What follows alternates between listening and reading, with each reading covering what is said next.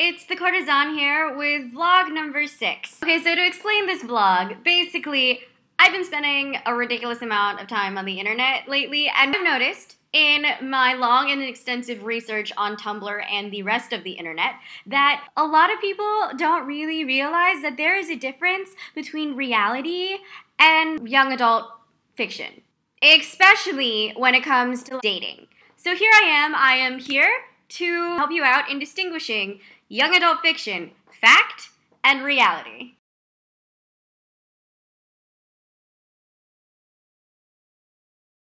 When an older guy with a dark and broody and somewhat shifty past suddenly becomes fixated on your much younger self and manages to break into your house, or maybe tells you that he's madly in love with you and wants to spend the rest of his really long life with you, don't fucking let him into your house.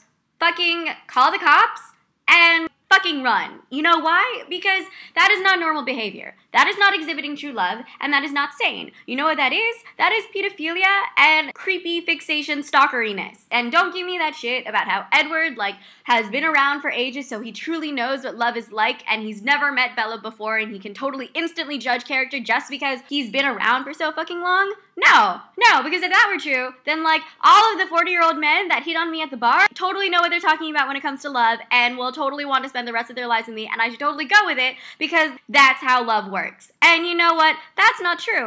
Because I can guarantee you, those 40-year-old men at the bar, they're not interested in eternal love and a weird vegetarian animal relationship. They're interested in young pussy that is their daughter's age that they couldn't get when they were teenagers. 40-year-old men in the bar, they are no different from Edward Cullen, other than the fact that Edward Cullen somehow magically doesn't age. So, if we're gonna go with the logic of Edward Cullen, you should probably consider Dorian Gray. Men who magically do not age probably have the most sick and sadistic and twisted pasts ever. Dorian Gray is possibly more likely, and also the fact that Edward Cullen wants to eat you. Basically, yes.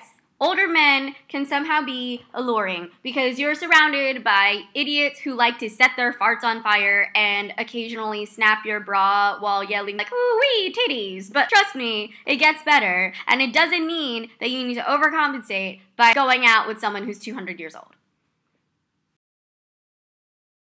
On a related note, shared melancholy is not romantic. Do not give me all of that bullshit, how you are both pissed at the world and individuals standing up to society and bonding over the somehow vaguely passionate fact that you guys like to talk about how shitty the world is. No.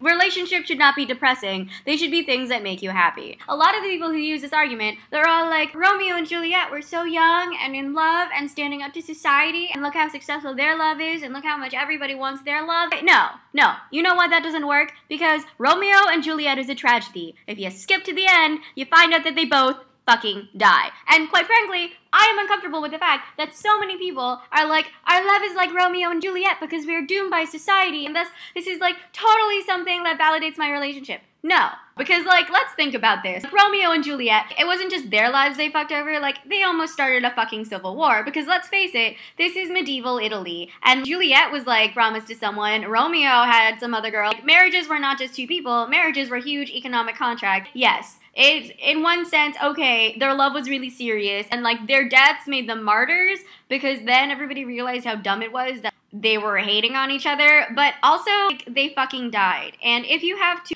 die in order to validate your relationship, then maybe you should think about whether or not this is a sensible life decision. Just realize, being happy is fucking awesome. Your popular crush will not magically somehow fall in love with you if they don't know who the fuck you are. This weird delusional idea is validated by basically every single young adult fiction and teen movie from the 80s ever. Or even today. Let's talk about Mean Girls. Let's talk about the fact that all Katie did was just be would you like a pencil?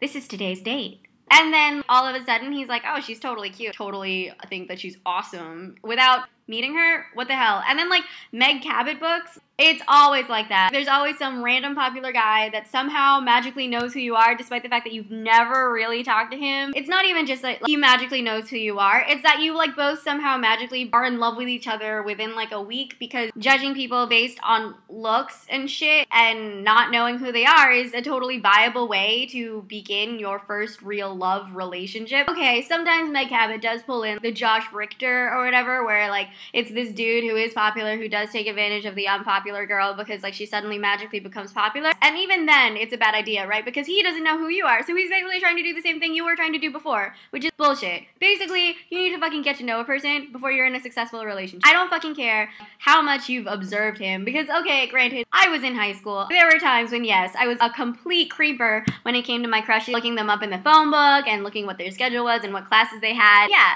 you know what? Everybody fucking does that because your first crush hits you the hardest, and when it's like the first time you've ever felt that way about a person, yeah, you can't fucking control yourself. But you can control yourself in giving yourself a dose of reality, realizing maybe I should actually talk to this person before I start thinking and fantasizing about marriage and also him madly falling in love with me. Like, if I sit right here and stare at him like this in the distance, and I think sweet, sweet romantic thoughts, my love will emanate onto him and he will get struck by my brainwaves of love. No, sweetheart. Just fucking go up to him, compliment him on something he did. He'll maybe start a conversation with you. And if he doesn't, okay, he's an asshat. Let's move on and have a crush on someone you actually have something in common with. Like, I don't know. You thought about your best guy friend who has everything in common with you and makes you really happy and makes you laugh and is actually kind of cute now? Your first kiss will probably be totally awkward. That's just how it works. You know, there are some people who say, oh yeah, you know, my first kiss was awesome, like, sparks were flying and shit. No. If someone says that to you, they're fucking lying. Because kissing is one of those things in life, there is no way that you can know what you're doing until you actually do it. You can say, oh, well, you know, there's all these guides out there like Cosmo, or, you know, like girls' top 10 guides to kissing that you find all over the internet. False. Reading one of those guides before you've had your first kiss is like trying to build a particle accelerator having never taken physics before. You don't understand what the fuck is going on and you have no idea how to fucking apply it. Your first kiss, it will be bad. It will involve an excess amount of saliva. Neither of you will know how long you go without breathing. Neither of you will, in fact, know how to breathe when you kiss. There will probably be some awkward moments involving catching teeth and braces on the other person's lip. Afterwards, you may feel like slugs have mated and had little slug babies all over your face. Don't worry about it. Your first kiss doesn't have to be freaking fireworks and magic and potassium in water, purple explosions of sexual goodness and epic creation. No. Your first kiss will probably be like soggy wet toilet paper with a side of stale banana pudding. Hard to clean up, kind of sticky, and you might have some bad breath issues afterward. Don't worry about it. It gets better.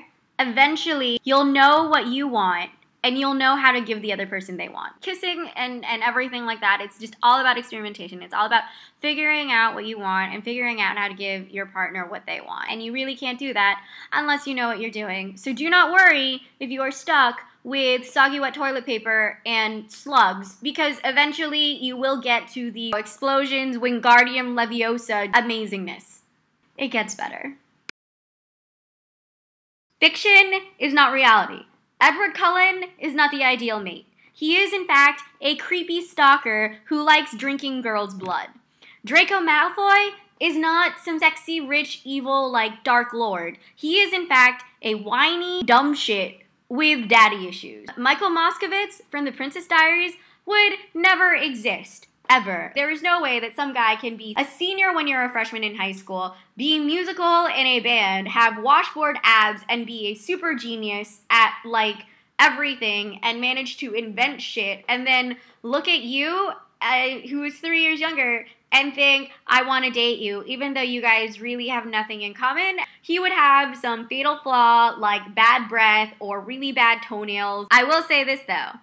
if Hermione had been a lesbian. She would have been really damn good in bed. That's my video. I hope you liked it. I do have other videos there posted here and here. Please click on them. Please watch them. And have a great day.